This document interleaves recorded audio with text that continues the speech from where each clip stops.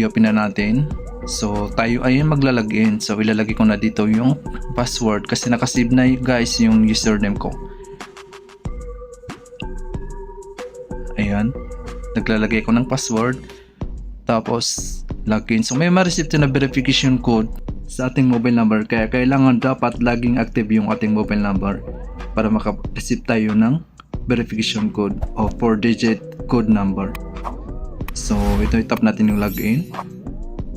Ayan, so nandito na tayo sa dashboard. So ang unang gagawin natin guys, i-click natin tong current account. Ayan, yung may arrow na green. Tap natin yan. So dito guys, may kita kayong account details, accredited certificate at saka statement. Dito naman sa baba ay may makita kayong add funds, manage automatic savings, view transfer limits. So ang itatap natin dito guys para ma-view natin yung IBAN number at saka yung QR code ay itong account details. Ayan, yung may circle na pula.